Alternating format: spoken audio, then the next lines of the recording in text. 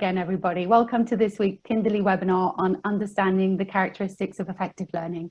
My name is Tracy and I'm the host of this webinar today. Thank you so much for joining us again. We're really enjoying seeing you join us week on week as we continue through lockdown. Today we have the pleasure of welcoming the lovely Tamsin Grimmer to talk with us. Tamsin has a wealth of experience in the early years. She started as an early years teacher. More recently, she worked as an outstanding childminder. She's also been an area Senko. She's worked for local authorities as an early years consultant. She's a university lecturer, and currently she's an author and early years director for Linden Learning. It's a great CV. Well, hello, Tamsin, welcome. Thank you. We forgot to put mum on there as well, didn't we? Oh, absolutely. That's the most important one. So many different hats. Excellent. Okay, so today we're back to our usual format of listening to Tamsin talking to us about the characteristics of effective learning. As always, though, we welcome your questions, and you can do this via the Q&A button at the bottom of your screen. If you just click on this, you can type in your questions and we'll try to address these either during or at the end of the webinar. For anything else, like comments or ideas like you've just done for saying hello and welcome, please use the chat function. That's the speech bubble icon. Just click on that and you can type in your comments and ideas. Please remember, though, to select the option to send to all panelists and attendees so that everybody can see your messages. We'll also be using a new feature today called Menti, but I'll leave Tamsin to give you instructions on how to do that a bit later on. Fingers crossed it will work. It will work, it will work, it'll be fine. And as always, we'll be sending you a certificate of attendance following the webinar via email, so please do look out for that in your inbox. So that's it from me. Let's get started with Tamsin. Over to you. Thank you so much, Tracy. So this session today, I'm trying to cram a lot into a very short time. Okay, so what we're thinking about very briefly is how children learn in terms of their neurological development. We'll also be focusing mainly on those characteristics of effective learning, so a disposition to being a good learner. And of course, that naturally will bring us on to the role of the adult and how we can support children. And then hopefully you'll be able to reflect on your own role throughout the session. But I'll also make sure that you know, there are some specific questions getting you to really think about your role in relation to this. Okay, so that's what we're covering today. So we're starting our session thinking about how children learn and how our brain actually builds those synapses. So if you can just imagine a field that nobody has ever walked through before, if you can imagine we're sort of at point A and we're looking at point B. So we're a neuron and we're looking towards another neuron in the distance there. So when we experience something using our senses, it's as if we've walked through that field and we've left a trail. And so our brain is making a sort of connection called a synapse between point A and point B. So you can see the trail, but it's by no means permanent. Okay. But if we were to travel on that same pathway again and again and again, then you can see that connection would get much stronger and the synapse would actually become permanent. So genes are starting the process of brain development, but really it's the experiences of the child that take over this process. And these experiences are triggering the electrical activity necessary to enable the brain to develop these connections called synapses and grow. So they're formed, these connections are formed because each neuron, each brain cell sort of puts out a long tentacle-like fibre called an axon, and it sends and receives messages. So the neurons, the messages are sent as electrical signals and they're picked up by thousands of little hair-like fibres called dendrites on other neurons. So each neuron can potentially connect to thousands of other neurons. And really, it's repeated experiences that cause those connections to become well-worn pathways. So the repetition of an action or an experience helps to etch these pathways onto the brain and become permanent. So we have about 100 billion neurons making a network of synapses in our brain. And this is apparently similar to the number of stars in the Milky Way. So it's quite difficult to even imagine that number. But if you can imagine a familiar walk that you might do, or a familiar route that you used to perhaps travel really frequently, perhaps it was your route to work. Sometimes you might have arrived at your destination and not remembered how you got there because you were on autopilot. It was very, you know, such a familiar journey for you that you didn't even notice it. Actually, when we're learning something new, that's a very different feeling. So imagine now a journey to a new place, somewhere you've not been before. The neurons, the brain has to work a lot harder in this situation. And the neurons involved in navigating you to a new place, on this new journey, haven't shared synapses frequently. So they're not communicating as efficiently with each other. So it takes a more conscious effort. And this is kind of learning happening.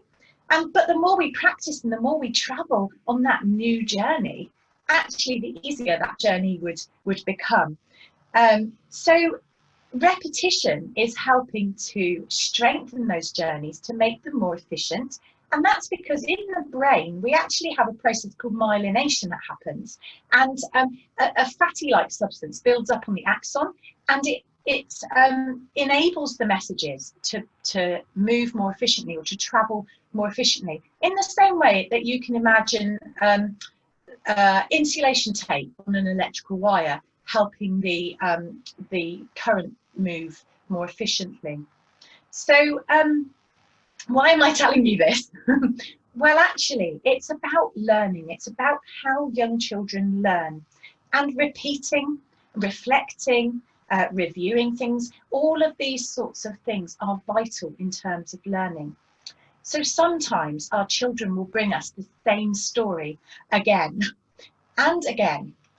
And actually, you know, sometimes we might get a little bit fed up with that and think, oh, maybe you'd like a different story today, and try and encourage the children to go in a different direction. But hearing that same story again is exactly what their brains need in order to learn. This repetition is literally building their brains. So learning doesn't just happen. It's actually about the experiences that a child has, the relationships that they build, and it's about children's needs being met. And that's the important thing. It's about becoming a good learner. So I'm going to be thinking about how we can become a good learner today. But something that we need to reflect upon before we can really get to grips with this is that there may be times when things get in the way of learning. So, for example, are children coming into our settings hungry? Or maybe they're tired. Maybe they're actually going to be very anxious at the moment with everything that's going on with the coronavirus. So if we think about it in terms of, for example, Maslow's hierarchy of needs, in order for us actually to be learning, we need those basic needs to be met, because otherwise we're just not ready to learn and we can't become a good learner. So this is the time that we're going to try out this new system called Menti with you. So I want us to reflect for a moment about factors that might inhibit learning. So for example, I've already mentioned being hungry or tired, but if they have a new baby at home, or maybe obviously the coronavirus might impact on children's ability to learn at the moment. So I'd like you to think of some words that for you sum up things that would inhibit learning. And Tracy's very kindly going to post a link in the chat for you.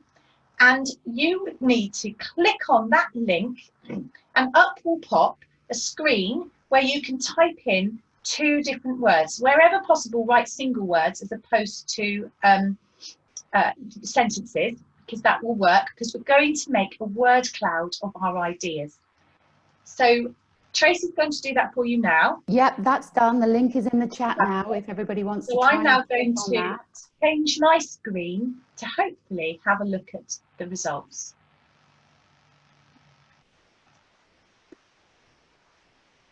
The tension is killing me, Tamsin.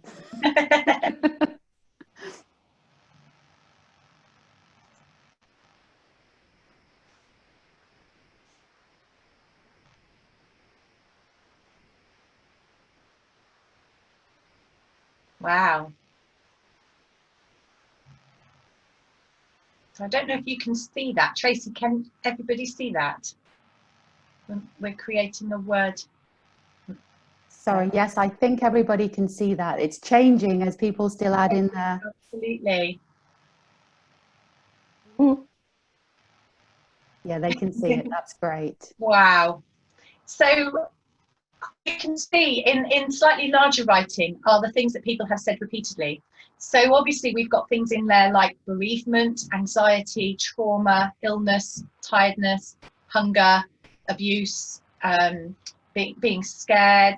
And then obviously we have other things that people are sort of writing which will also impact on them, like mental health, attachment, disability, mood, new house we've got there, moving house. So we have a number of different things there. Now what we're going to do, obviously this will settle down once everyone's popped in their 2 words. And what Tracy will do is then we'll do a screenshot of this and we'll send you the results so that everybody can see the finished article, if you like. Okay. Yeah, we will. So we'll go back to my normal presentation. Okay. But well done. Thank you, everybody. It's always nice to try something new.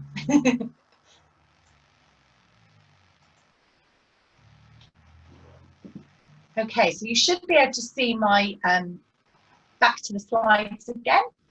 Okay, and for me, this is where those characteristics of effective learning actually come in, because they're helping us to think about what being a good learner is all about.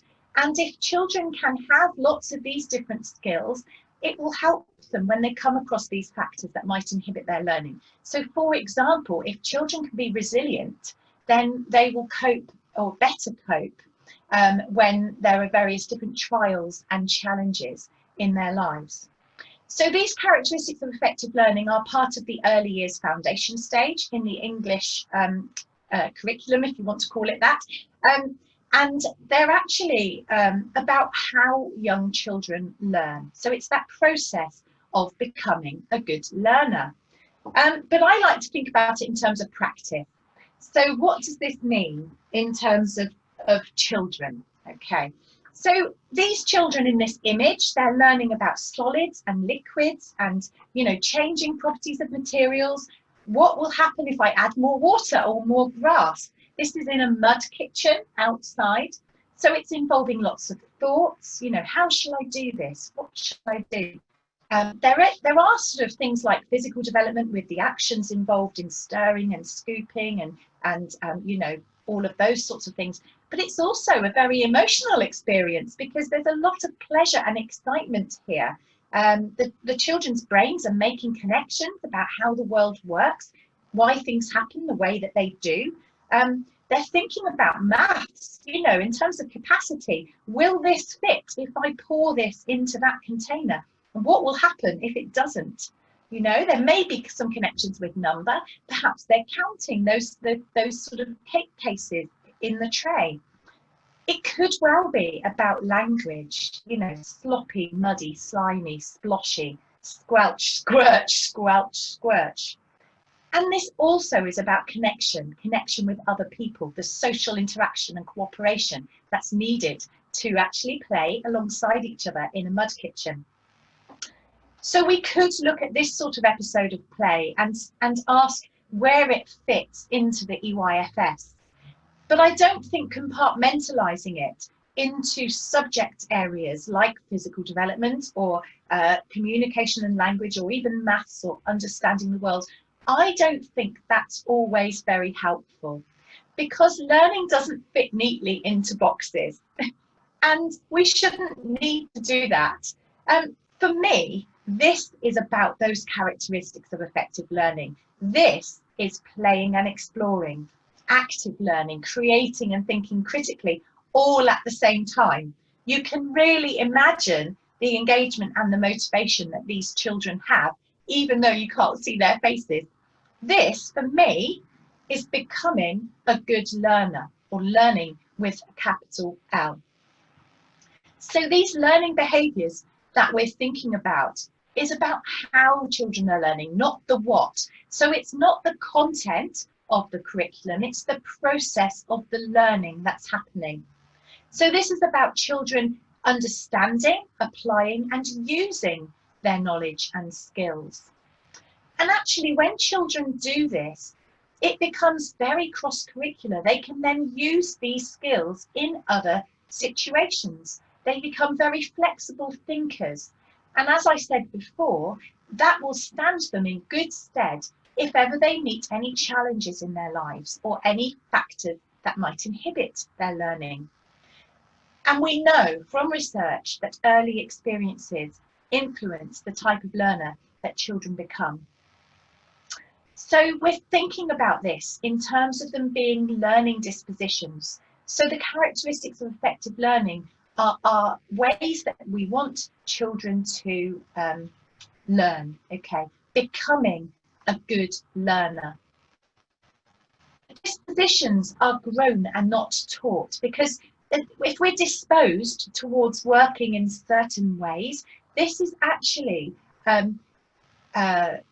something that we can enhance for children, support by the environment, and sort of teach children by the experiences that we offer them. So I've given you a couple of quotes there on the screen. I'll just give you a moment to read them through.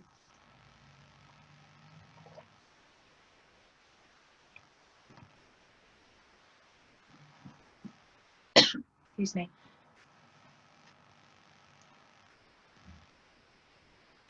So in a way, this is about the ethos that we create, and this is about how we're supporting children to become a good learner.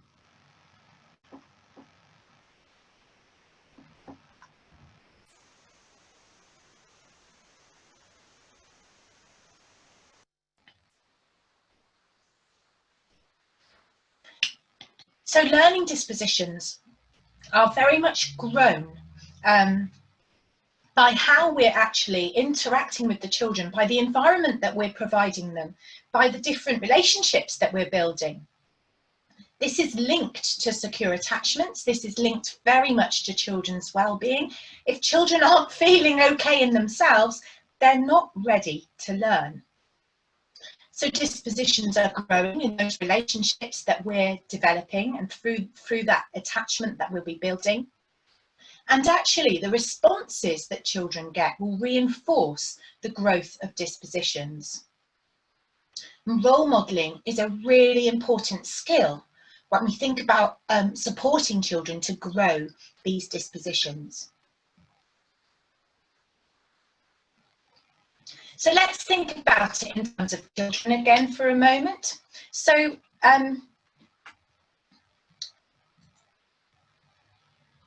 becoming a good learner, this particular child, this was in a childminding setting, and this particular child noticed on a very sunny day, very much like today, that there was a shadow when she sort of, stood in the sun. She noticed that there wasn't a shadow where her hat was, and she was very interested in this. She actually asked for a camera, and she started going around and taking photographs of the various different shadows. And you can see in that second photo there, she's taken a photo of her hand, and she was trying to take a picture of the shadow that her hand was making. And she was exploring light and dark and shade and shadow and when we make a shadow and when we don't make a shadow. And she was a little bit like a scientist doing an experiment. So she was engaged in her learning. She was finding out through experimenting herself, playing with what she knew about light and shadows. She was willing to have a go. She was very involved and focused on what she was doing. And when she didn't quite get it right, she kept trying and, had another go. She really enjoyed this particular activity that she'd created for herself just simply through the day. And of course that childminder responded really sensitively to this, enabled her to carry out this investigation, helped her to find the resources she needed, helped her to find the camera, and obviously then explore those photographs as well together. So this child was really creating and thinking critically. All of those characteristics of effective learning were there. So this brings us to our role as an adult when we're supporting the children to develop these characteristics of effective learning. Now, I've broken down our role into how we might support each of those three sort of sections, if you like. So playing and exploring, active learning, creating and thinking critically. But actually, you'll hear as we go through this, some very common themes will emerge. So when we're supporting children's playing and exploring and encouraging this particular disposition, it's about the learning environment. We need to make sure play can happen in a spontaneous way and that children can independently access resources and equipment and tools that they need. So this might be about how things are organised or perhaps labelled. It's also about the way we set it up and have an ethos of permission so that there are no artificial limitations to this. So an example of what I mean by that is when I was invited into a reception class in a school in London, and they were exploring why the children who went from their nursery class in the same school and were very independent and able to access, for example, the creative area all by themselves, when they moved into the reception class, they actually didn't access any of these creative materials, and the teachers couldn't quite understand why these very independent nursery children suddenly became very dependent reception children. And I actually spoke to the children and asked them about it, and I asked them if they enjoyed painting. Oh yes, we love painting. Well, you know, when do you paint at school? Oh, we don't paint at school. So I explored this a little bit further, and I'd already observed in the nursery class, they had everything set up very independently. There were easels with paper.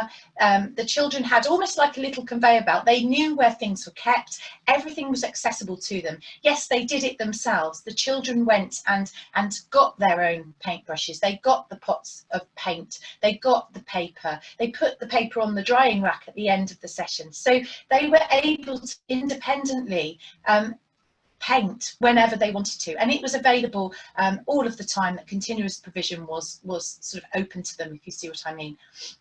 When they went into the reception class, it was a slightly more ordered environment. So all of the resources were there, but they weren't out. They were in drawers. The drawers had lovely labels on, but the adults hadn't actually taken the time to explain to the children, when things are away, you can still access them. So during sort of an open-ended play time for them or child-initiated activities, the children didn't realise that they could access these resources.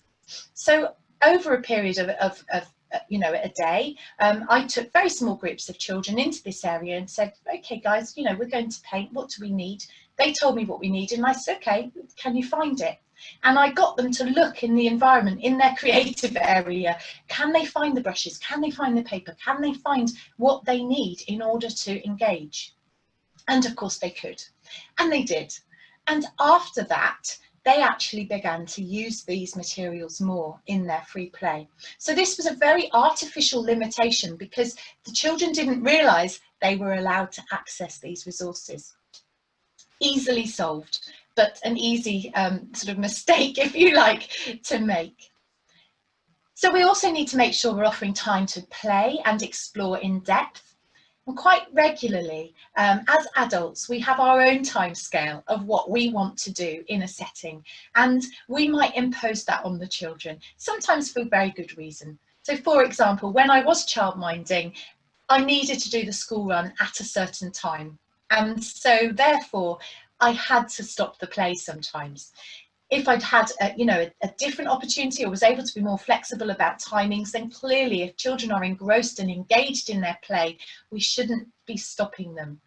but at these moments I did need to. So it was really important that I used a visual timetable, gave the children a warning. I also gave them a sort of a picture warning of time, and we used a sand timer to count down. So we knew that in 5 minutes we would be stopping to actually pick up from school, and it was part of our routine, but I tried not to spring it on the children. So supporting children's dispositions to play and explore is also about our knowledge. So it's about using our observations to plan. This isn't necessarily in writing, I don't mean that.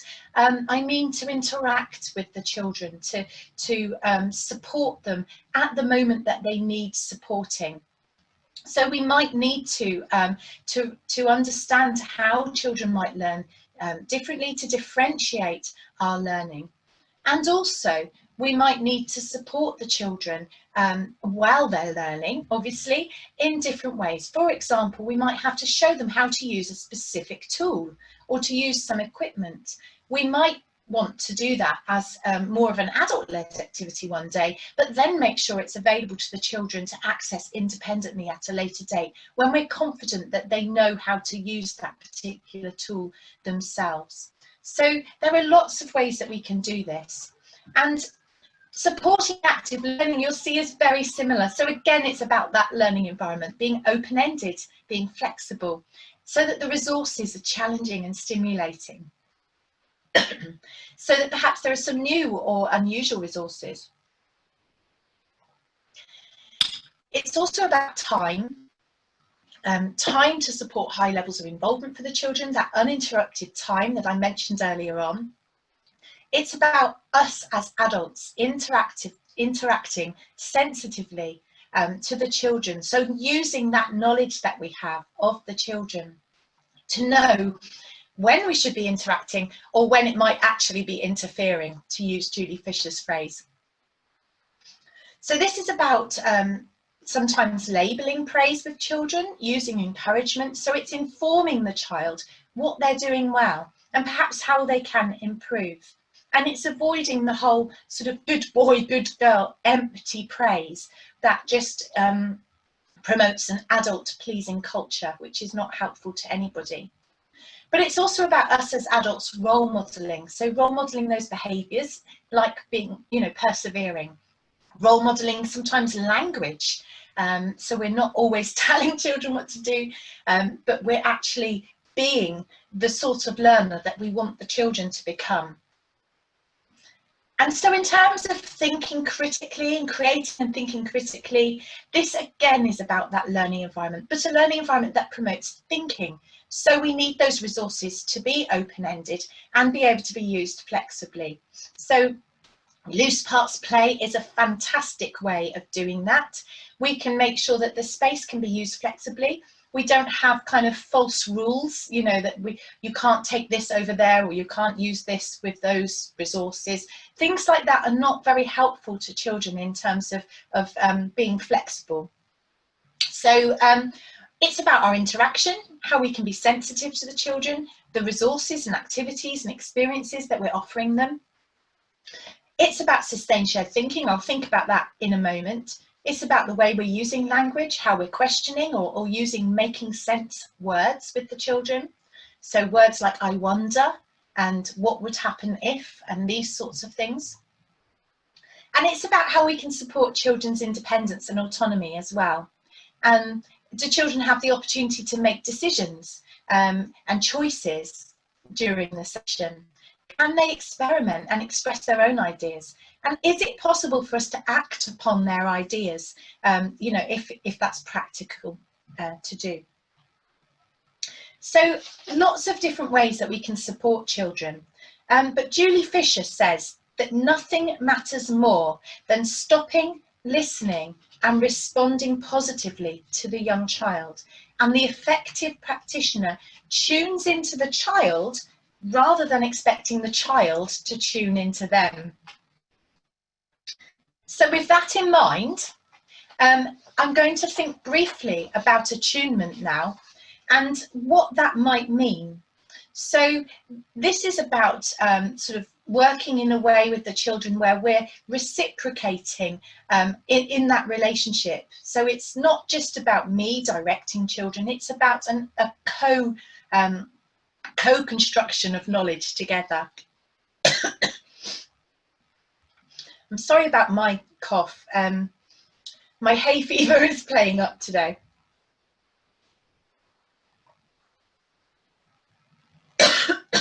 Excuse me. So this is about how we support the child in the moment, obviously about how we're observing them, how we're listening really carefully to what they're saying, and part of listening is also looking at what they're doing. It's not just about, you know, listening with our ears, is it? So as I say, it's about co-construction. It's about being fascinated by those children, really wanting to unpick what makes them tick, you know, and it's about recognising that children have the ability to express themselves in a number of different ways. So when I've put there, consider the 100 languages, this is what I'm referring to. The 100 languages is a lovely poem written by Loris Malaguzzi, who's the founder of the Reggio approach. And it basically describes the infinite number of ways that children can actually express themselves. And in a similar way to thinking about those 100 languages, the mosaic approach listens to the voice of the child, and we try and use as many different methods as possible so that we can gain a deeper understanding of children's perspectives. And obviously all of this requires us to interact really sensitively with the children. So there are some key themes that I think we can link this with when we're thinking about supporting the children and our role as the adult. And one would be scaffolding. But just before that, Julie Fisher again talks about those attributes of effective practitioners, and she suggests that they should be all of these things. And I particularly like the one at the bottom there, at ease in the company of children. So one of the key themes that I think comes up when we look at the role of the adult is scaffolding them. And this idea initially was sort of, the phrase was coined by Brunner so many years ago, but this is really what we're doing on a daily basis, because it's about tapping into children's interests. Sometimes it's about making tasks easier, or perhaps thinking carefully about how we're presenting things, the words we're using, the language we're using. It's about how we can help to keep children on task. Sometimes it might be about role modelling and using prompts and cues to support the children, perhaps asking questions and demonstrating different solutions to the children. So lots of different strategies that we'll be using. And it's a bit like helping the children to find their own solution to different problems. And one way of looking at it would be maintaining the learning momentum. So there are some ideas here about how we can maintain the learning momentum. So if you think about a car's momentum, if you get a toy car, you push it along the floor, you've pushed it, and that's the initial force, but the momentum will keep it going. And that's what we want to happen with us and with the children. We want to kind of ignite their learning capabilities so that they continue learning and continue that learning momentum. So there are lots of ways that we can do that through just literally commenting on what they're doing, reflecting back to them, you know, maybe explaining, or perhaps posing things in a different way, like as a problem for the children to solve sometimes. And this links with that idea of sustained shared thinking, which I'm sure you've all come across before. And this phrase came out of the EPI and REPI research projects that happened in, I think, 2003, 2002, that sort of time. But these sorts of ways of interacting are, again, very similar to maintaining the learning momentum. Things that we can do that will keep the children interested, keep them motivated, and keep them engaged in the learning episode that's happening. So our role as an adult is to kind of support the children in this way. But my favourite sort of analogy, if you like, when we're thinking about keeping children's learning going and what we're doing as the role of the adult, is actually this about opening gateways. So the role of adults is to open gateways to new understandings for children as they participate in the world around them. So I like to think about this. If you can imagine, you know, a gateway opening up in front of the children, and then the world is their oyster. They can see through into this wonderful world that we've kind of, you know, helped them to enter by opening that gateway. So I really love that sort of imagery.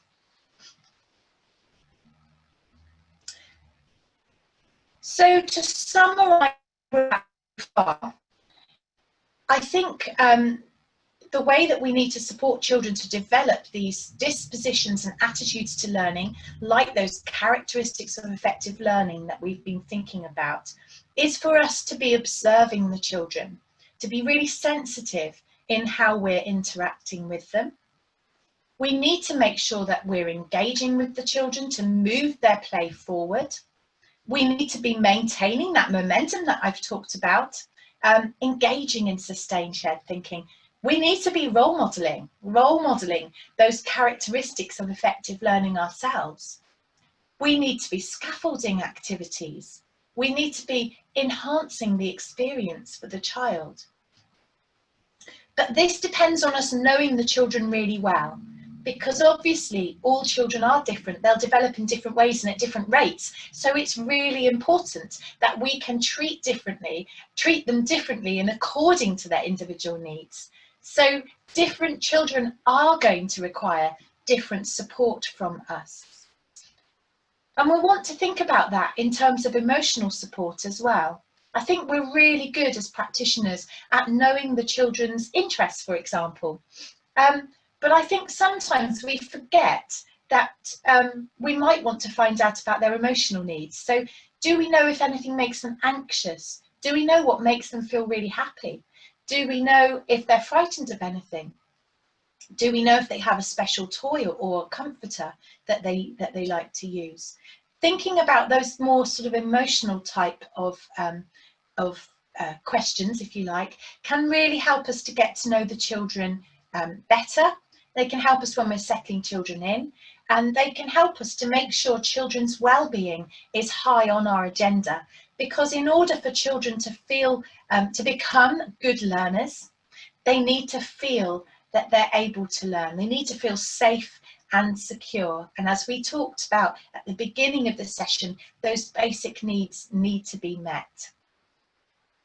So part of us doing that as well is going to be providing that enabling environment for the children, where they can be exploring, where they can investigate, where they can experiment to their heart's content. So we have quite a lot to do. So what I want you to do now is just to have a think about some of these questions, okay? So I'd like you to think about how you foster dispositions and grow those characteristics of effective learning in your setting. So you might want to jot down a few ideas. You're welcome to use the chat, although I think it might be difficult to read if everyone's writing lots of things. I'd also like you to think about your own confidence levels. Okay, so, you know, do you feel confident in your role in developing children's play, for example, or in tuning into children and supporting and extending their learning? If you're not feeling very confident, what can we do that will enable you to do that? Is there somebody you need to speak to? Is there somebody you can watch? Can you know, observe another practitioner? Would that help to give you some confidence? Maybe it's actually about trusting yourself and knowing that you are doing the best you can for the children in your care. So I want you to reflect on how effectively you're building relationships with children and obviously with their parents. That's going to be very important as well. And I'd also like you to reflect upon the learning environment and the different activities, experiences, the routines and things like that that you're offering to the children. So your provision generally, is there both support in there for the children and enough challenge so that learning can really take place? And the last sort of question that I'd like you to reflect upon is how you can maintain the learning momentum in your setting. So these questions will be on the handout that you get, obviously, after the session today. So don't worry if you haven't got time to answer them all right now. But I just want to start you thinking about this and your response. We always have a response.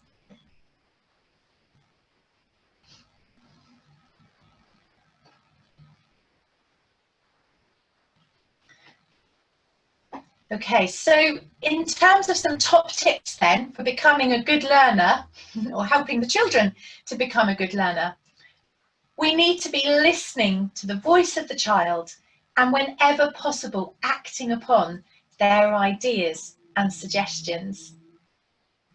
We need to make sure that we're valuing that process of learning and not just end products, because it's that process that we were talking about when we were thinking about what the characteristics of effective learning are really about, becoming a good learner. It might be helpful to have a few little mantras, like, for example, we can do it, or try and try again. These sorts of mantras, as corny as they may sound, can be really helpful for reminding children about the attitudes to have.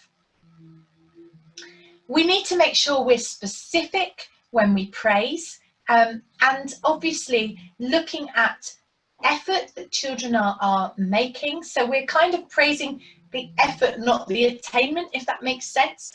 So you might want to look at things like how well a child's concentrating and praise those sorts of things. Praise the values that you want to see sort of repeated, if you see what I mean, or the dispositions, sorry, that you want to see repeated. So, you know, if you're seeing a child really persisting at an activity, you say to them, hey, that's fantastic. You're trying and trying again. You're being very persistent. That's brilliant learning. You know, you're being a good learner. And we want to encourage a can-do attitude. So that means that we have to accept and value mistakes as part of the learning process. We all spill the milk sometimes, and what we need to do is learn how we can get up, brush ourselves down and start again, and accept that mistakes are an important part of the learning process. So sometimes we might even want to spill the milk deliberately, and then we can show how resilient we are when we mop it up, and we get, they're always green paper towels, aren't we? But we get the paper towels, we mop it up, and we pour another glass of milk. And actually, very corny, I know, but we don't cry over spilt milk, because it's okay to make mistakes, isn't it? And some children might not be receiving those sorts of messages at home. They might be living in families where it's not okay to make mistakes. And we need to make sure that our settings are counter to that, so that we have that can-do attitude that those characteristics of effective learning are really thinking about. Okay, so those are my top tips for you about how we can encourage children to become good learners. But before we stop for questions, there will be some time for questions at the end of this session. I'd like, in true early years style, to finish with a story. So if you're sitting comfortably, I will begin. This story is called The Little Boy. Once upon a time, there was a little boy who went to a big school. One morning, the teacher said, "Today, we're going to make a picture." Good, thought the little boy. He liked to make pictures. He could draw lions and tigers, chickens and trains and boats. And he got his coloured pencils and he started to draw. "Wait, don't start yet," said the teacher. And she waited until everyone looked ready. And then she said, "We're going to draw a flower." The little boy started drawing beautiful flowers with his pink, orange and blue pencils. "Wait," said the teacher, "I'll show you how to do it." And the flower she drew was red with a green stem. "Okay," said the teacher, "now you may start." The little boy looked at the flower the teacher has drawn. He looked at his own flowers. He liked his best. He couldn't say that, so he turned his sheet of paper over and he drew a flower just like the one the teacher had drawn. It was red with a green stem. On another day, the children were having a class outside and the teacher said, "Today we're going to play with clay." "Great," thought the little boy. He loved to play with clay. He could make things like elephants and mice and cars and trucks. He started to take some clay in his hands and make a big ball. And the teacher said, "Wait, don't start yet." And she waited until everyone looked ready. "Now," she said, "we're going to make a dish." Okay, thought the little boy. He liked to make dishes of different shapes and sizes, so he started to pull and prod his piece of clay and make a dish. The teacher said, "Wait, and I'll show you how to do it." And she waited until everyone looked ready. And she made a dish. It was a deep dish. "Okay," said the teacher, "now you may start." The little boy looked at the dish the teacher had made, and he looked at his own dish. He liked his dish the best, but he didn't say that. He just got his clay into a big ball again and started all over. And he made a dish, just like the one the teacher had made. And pretty soon, the little boy learned to wait and make things just like his teacher. And pretty soon, he didn't make things of his own anymore. And then the day came and the little boy went to a different school. It was even bigger than the last one. And one day his new teacher said, "Today we're going to draw." "Oh, good," thought the little boy, and he waited to see what they would be drawing. But the teacher didn't draw anything. She just walked around the room. The teacher approached the little boy and said, "Don't you like to draw?" "Yes," he said. "What are we going to draw?" "I don't know," said the teacher. "Draw whatever you want." Well, how should I do it?" he asked. "Any way you want," said the teacher. "Well, what colours should I use?" asked the little boy. "You choose. If everybody makes the same drawing and uses the same colours, how will I know whose is whose and which is which?" she said.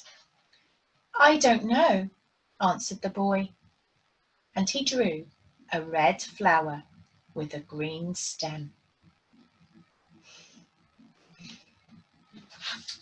Okay, so I'm hoping that's not too sad a note to end on, but what we really want is obviously to be like that second teacher, where we're actually opening gateways for children and enabling them to be the best them that they can be, and not stifling them or controlling them and putting those false ceilings in for the children. So that really encouraging that growth mindset and that can-do attitude. And I'm sure it's what all of you do already, probably brilliantly well. So thank you so much for listening and participating. We'll send you that word cloud later, but I think there's some time for a couple of questions. Yes, indeed. And we're getting some lovely messages about your story, Tamsin. Did you write that yourself? I didn't. I can't take the credit, but I don't know who did write it. It's one of those that's been passed on folklore years and years ago. Very, very effective message in there. Yeah, absolutely. So yes, thank you for that. Thank you to everybody who's asked questions. We've got a few to get through, so which is great. The first one I'll just start with. There were a lot of requests for more information, Tamsin. For instance, do you know the author of the 100 Languages poem? Yes, Loris Malaguzzi. Okay, could you possibly type that into chat so we can? Yeah. Okay, that would be great. And people are also very interested in the Julia Fisher publication. Okay, so you have the title of that. Yeah, interacting or interfering. So that's an easy one to remember, isn't it? That's so good. Interacting or interfering. I think I need to stop sharing in order to access the chat. Sorry. Oh, okay. Yes, that might work well. Just do that. Yeah, it's come up now. So okay. got to type that quickly. So there's lots of chat coming up, so people might miss it, but it was interfering. Oh, so no. Sorry, it was something. Interacting or interfishing, and it's interfishing. Yeah, interfishing. Great. There was a request for where we can find out about the mosaic approach. Okay. Somebody did send. It's Malaguzi. Sorry, there's an N on the end that shouldn't be there. If you Google the 100 languages, you will find it. It's a really lovely poem. Or the child is made of 100. It starts. Okay. So if you Google that, the mosaic approach is again, if you Google that, you'll find out about it. But it's an approach to listening to young children. So the title of that book is something like Mosaic Approach: Listening to Young Children. So you'll find that one as well. Okay. And obviously, in the handout, you'll see, those phrases are there, so you'll have the cue to remember. Great. There was also a question whether you could send any more information or articles on synapses. So I've said maybe we could do that after the webinar, if that might be okay. Yeah, absolutely. Okay, so now I'll move on to proper questions, if that makes sense. Okay, that sounds a bit scary. So how would you suggest we keep the characteristics of effective learning for the new starters in September after lockdown? This is from quite an anxious reception teacher thinking about how to plan the best for them. Well, I'm not surprised you're anxious, and I'm very, I appreciate it's a very difficult time for all of you. But I think the characteristics of effective learning are the best place to start, because really the way to introduce them is through play and lots of hands-on experiences where children can explore and investigate and really get engrossed in learning. So open-ended activities, loose parts play, lots and lots of sort of flexible things that we can do with the children, and yeah, very much hands-on sort of play. Super. Okay, great. And can you give some examples of how to incorporate the characteristics of learning to cultural capital when planning learning? And that's a really interesting question. Thank you. For me, I see cultural capital as sort of like lived experiences of children. So I think the characteristics of effective learning fit quite well, because if they're about how we learn, and the cultural capital is about sort of our experiences of the world around us and our family and things that we've experienced in our short probably lives so far, if we're talking about 2, 3 and 4 year olds, then I think the link would be, I've just lost my train of thought. Oh my goodness. Cultural capital. Yes. Oh, I'm so sorry. Do you know, I blame it on the menopause. I do this. I don't know if I'm able to help that much there. That is just completely gone. I'm so sorry. It'll come back to me literally in a minute. No worries. While you take a moment just to think, I've just thought that it would be a great, there's people adding in chat the fact that poem, that everybody loved the poem, that it was by Helen Buckley. So, Helen Buckley, thank you. What I think we'll do is in the email we send you afterwards, we'll just send you a link to all these poems and books and everything, so you've got them for reference there. Any further thoughts? Capital, yes. Okay, yes. So basically, if we're thinking about it in terms of, everything around the children, if you see what I mean. So it's sort of widening children's experiences, offering them opportunities that they wouldn't have had if they weren't attending our settings. Then actually the the characteristics of effective learning are a wonderful way to do that, because, for example, you can bring in awe and wonder of the natural world, you know, in which we live. You can again start with those real life first-hand experiences that I was talking about a moment ago. It might be difficult at the moment to do some of what we would have done, which might have been walk the children to the library or the post office or something. But actually, it's not necessarily about doing anything differently to what we're doing already. I think it's more about acknowledging what we're doing and incorporating sort of those characteristics of effective learning into everything that we're doing, if that makes sense. So sorry about that. I don't know why my brain went so tense. No problem. I don't know whether it's me being on the video, but I'm starting to get a little bit of interference on you. So I hope everybody else is still able to hear. I'll just ask a couple of more questions. One person said, I really like the idea of knowing them emotionally. Do you have any top tips how we can find out this information during transition? Yeah, I think it'd be really good to review we might have settling in forms, like All About Me forms, things like that. I think it would be really good to review some of those in the light of children's emotional development and well-being. So thinking about, you know, asking key questions like what makes your child anxious, how are there, you know, ways that you support your child to help them calm down, you know, thinking about those sort of key things. And it could be really helpful to ask a question about transitional objects and finding out. That again is a very difficult one, because obviously our current advice is going to be that objects from home don't come in setting, and vice versa.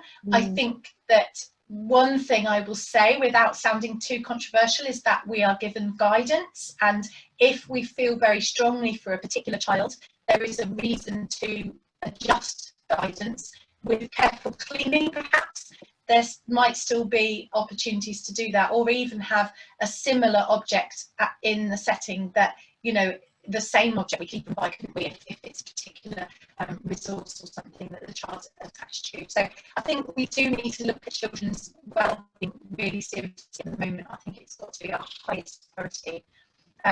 So obviously talking with parents and carers is going to be a really important part of that.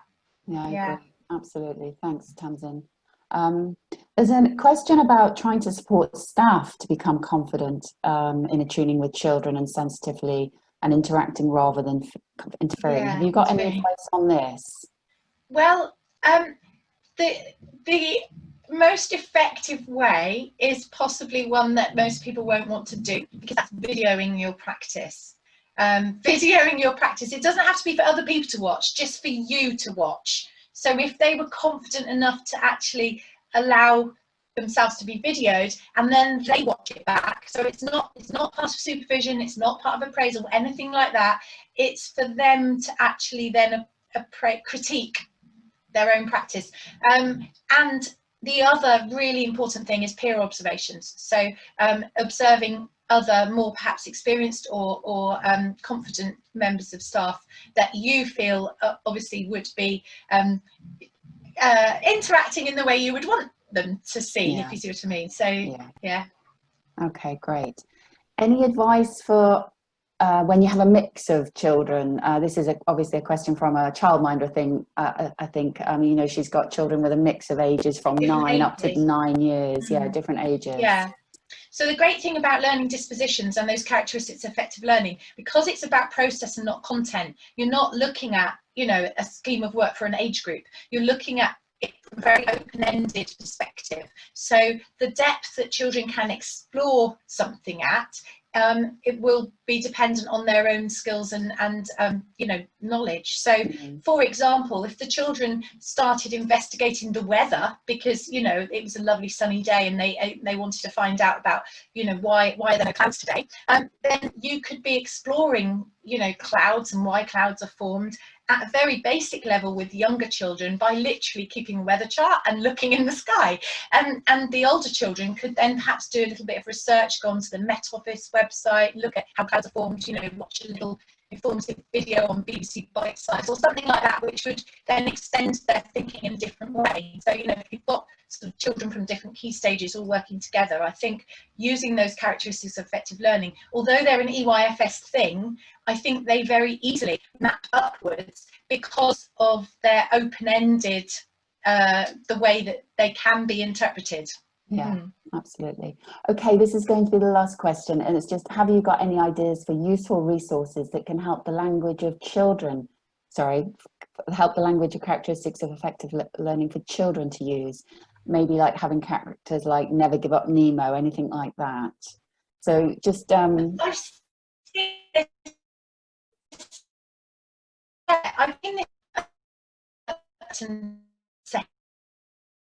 I think that there are good advice doing this, because I've seen, for example, dinosaurs being used. So you might have the Triosaurus, which is the trying, you know, so you can keep trying, and you might have the Explorosaurus or this sort of thing.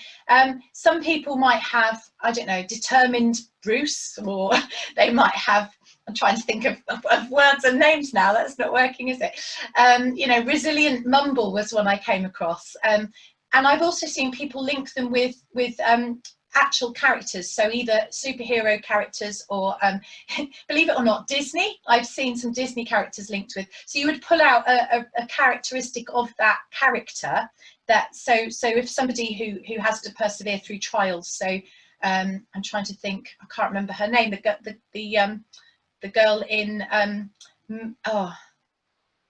can't even think what the film's called. See, this is what my brain does all the time. I'm so sorry, everybody. Frozen? No, but you could choose Frozen. So you could think, for Anna, for example, in Frozen, you could choose, you know, a characteristic that you might think would go with her. So yeah. Was it Moana? Moana, it was Moana, the little girl in Moana. Yes, yeah, that's it. So she was very resilient, you know. Yeah. So you could choose characters the children can relate to, is what I'm trying to say. Okay, super. Okay, well, that was it for questions, which is we're right on time there, so that's great. Apologies, I think there was a little bit of interference on the line there just at the end there, so apologies to all if the sound went a little bit off. Oh, but sorry. Not to worry, we got through the majority of the webinar okay, so I hope that's okay. What I did want to address, sorry, first I should say a huge thank you to Tamsin. We've had some wonderful feedback throughout, and I think that was a wonderful introduction to the characteristics of effective learning and how you can take that forward. I mean, I hope however long you've been working with young children, you'll be able to take something away from the webinar today. So thank you, Tamsin, that was great.